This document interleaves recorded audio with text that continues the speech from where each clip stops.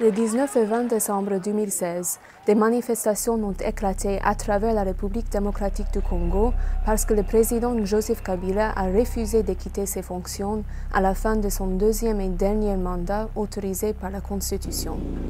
Les forces de sécurité ont répondu de manière violente, tuant au moins 62 personnes et en arrêtant des centaines d'autres. Notre enquête a révélé que cette brutalité était préméditée.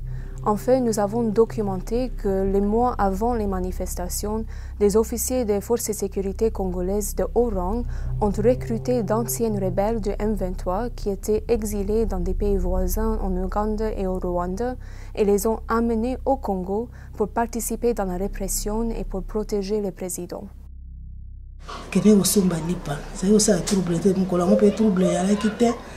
Côté na biso na habité so côté musu trouble ya kasi côté na biso en tout cas trouble ya la kité ça c'est zo qui na moto awa et ko pima koto.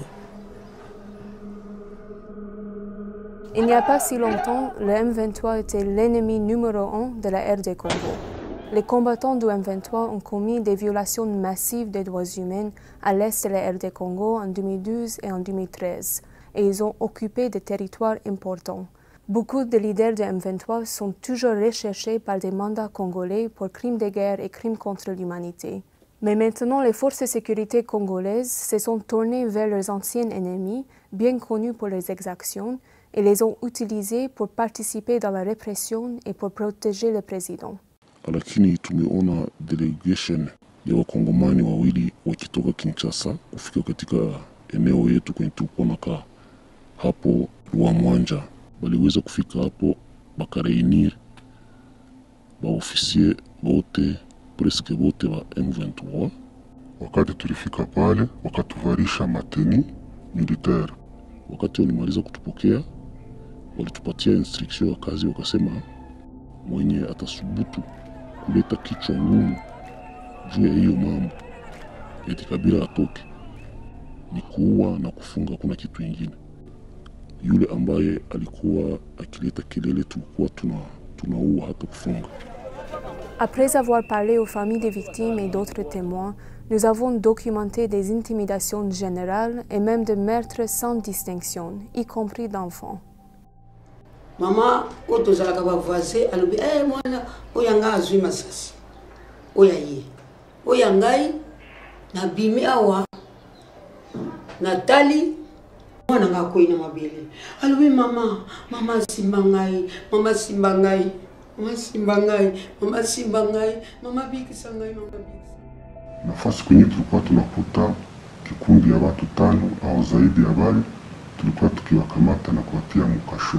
Wakati tulikuwa tukipata maiti zenye zimelala barabarani, tulikuwa tukiziondosha na kwenda zificha mbali, kusema opinion internationale isiende ikazione.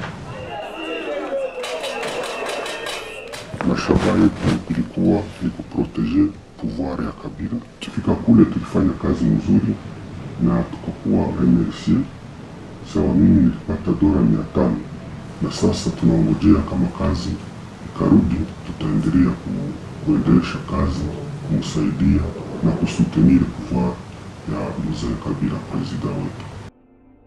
Le refus de Kabila de quitter ses fonctions a plongé la RD Congo dans une crise complexe qui peut avoir des conséquences dévastatrices pour toute la sous-région. Le recrutement secret des combattants de M23 pour réprimer des manifestations pro-démocratie montre jusqu'où Kabila et son régime sont prêts à aller pour se maintenir au pouvoir. C'est pour cela qu'il faut des pressions soutenues, ciblées et bien coordonnées sur Kabila pour qu'il quitte le pouvoir et pour avoir des élections crédibles le plus tôt possible.